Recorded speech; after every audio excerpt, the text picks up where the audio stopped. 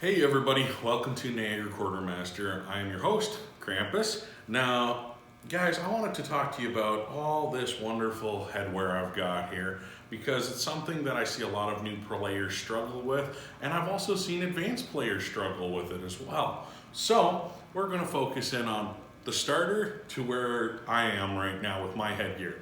Alright, so this is basically what we see with all our starter packages. This is also what you get when you rent a gun.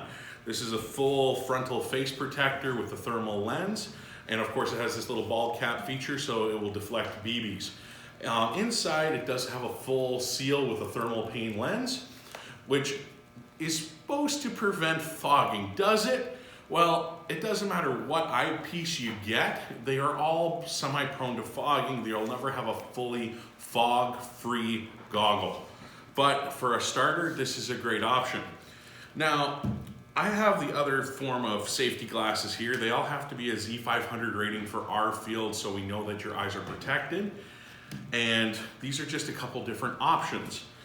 Now, the reason why I have the hats with the Eye Pro here is because certain hats, like this is a Condor Flex cap. I always recommend some sort of hat or helmet when you're playing because it will prevent a lot of headaches in the long run. If you get nailed in the head with a BB, it hurts a whole lot less just having some material between you and that. But again, some of these goggles sometimes are better fitting with your brim of your hat, or if you're wearing like the ghillie hats where you can put in all the fun stuff. Again, it depends on how it's going to sit. It all depends on personal preference and the shape of your head. Every head's different. Now, moving over here, I do recommend sometimes over the hats, depending on where you're playing. Like for me, if I'm going into an environment where I know buildings are in play, where close quarter combat comes in, or CQB, I prefer a helmet. I've been shot in the head from a 3rd-story building where somebody leans over and shoots you directly down into the head, and it is not pleasant. So I run a helmet. This is one we have in the store that we sell. This is a Chinese version. Now, any helmet is better than no helmet, okay? But for a Chinese helmet, I don't find them very comfortable because of the pad set in them. And it kind of has this welding helmet turntable in it to make it tighter on the back of your head. But the goggles I use in conjunction with my helmets, like I personally run Revisions, which are what these are with an RX insert because I wear glasses, or I run a Smith Optics, which is something similar to this one, again with an RX insert so I don't have to wear glasses, but this one's a little different than the Revision because this one has a built-in fan in the top to start less fogging. Now, I won't say this is 100% successful because I've never seen a 100% successful goggle to prevent fogging. Lots of tongue twisters here. But to prevent fogging, I find I use a dish soap or a Revision anti-fog spray or even a cream called Cat Crap that I put on my lenses and it stops the fogging. It doesn't stop at 100%, it does prevent it. Okay, moving over. Now, this is my brother's helmet. He's running an OpsCore helmet with a Wilcox mount because he runs his NVGs on this helmet. And of course, the Wilcox shroud that comes down. He has his, these are Earmores, or, yep, these are the Earmore ones. So that way he can have his ear protection on as well as hear enemies walking. He has a little Mantis strobe on the back. With a Crye Precision helmet cover. So if it gets muddy, he just strips off the cover, throws it in the laundry, and you're good to rock and roll. So a different pad set in it, it's a little bit more comfortable, but there's a lot of weight because of how much stuff's on this particular helmet. Now, I'll get to my helmet at the end of the video because I also wanted to talk to you about lower face protection. The paintball mask offers this. It protects your mouth and protects your teeth. But airsofters sometimes have trouble determining if they want to do what style of lower face guard. I use a mouth guard that's been molded to my teeth. It's called a Sisu mouth guard.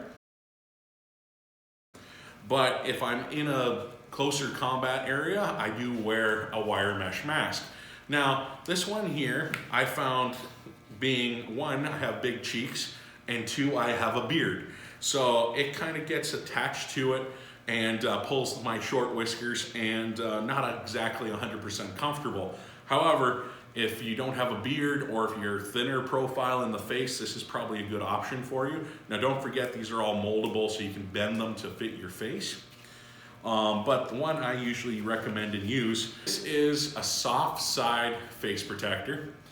And again, it provides the right amount of protection over top of your nose and in front of your teeth. If you're gonna get shot, it's usually directly on or from the side, but it has soft padding on the sides to absorb the sweat and not pull your short hairs. All right? It's also designed that you can click it on and it sits on the top back of your head. And you can also clip these and put these also into your helmet. Most helmets have these little buttons on the side, like this, that you can keep all your headgear attached to your helmet, and it's very effective. So, from start to finish, this gives you a lot of options in your headwear. Now I'll come down to mine, because mine's a little different setup for milsims. It's not what I wear when I'm filming. This is my night setup. When I'm filming, I have like a ball cap with a GoPro mount on it, or a different helmet with a GoPro mount built onto it. This is my night vision setup. So I got a helmet bag here where I keep my helmet. But this is a Team Wendy X-Fill helmet. I absolutely love it. It's nice, it's light. The pad set inside, it's actually a 2-layer air pad set. That way you can adjust it. It has a helmet cover as well as an Agilite mohawk on it, which holds my counterweight pouch and my wires, so I can run my extra camera on the side, or my other, I have a GoPro Session that has a dovetail mount, so I can click that onto here. So instead of running my nods, I can run it on this if I want to. But for the most part, this is my night vision helmet setup. I have a nice little light on the side, so I can use low light if I need to look at a map or something. This is a lanyard to protect my nod from falling off my helmet. And my big thing is, for nighttime, is this little unit here. It's not a Manta like Colin has, which it has IR and a green light in it. This one is designed strictly for airsoft. This is a Repro. But the difference is it has a nice red light on the top. It's very bright and it has a white flash to it. Now, I prefer without the flash to go just to red, and this just symbolizes to all the other players that I'm hit to stop shooting me, I'm out, and it's good. Some of the guys have, like, you can flick on the IR mode on this, but the problem with IR mode is only the guys with night vision can see it. So I've been to games where the guys flick on their IR mode, but they're still getting shot and then they're getting grumpy, but they don't realize other players that don't have the night vision capacity cannot tell that they're hit. So guys, if you're playing night, I do suggest that you have a nice red kill light, and it will save you a ton of aggravation and a whole lot of BB shots that you didn't need. So that is just my basic setup. Like, I do have my call sign patch on it, but this is my favorite helmet right now to run for night setups. So if you have any questions about the protection, the goggles, different styles, like even on the revisions, I rip out the foam so I have more airflow in them. Little hacks like that, there's a lot of options. So don't be afraid to come into any airsoft store here at Niagara Quartermaster, or you can come see some of my buddies at other local retailer stores. I'll give a shout out to Raymond from Aegis. Buddy, be good, we'll see you on the field. But all of us, we're very sociable. All of us really like to talk, so come on into the store and we'll see you soon.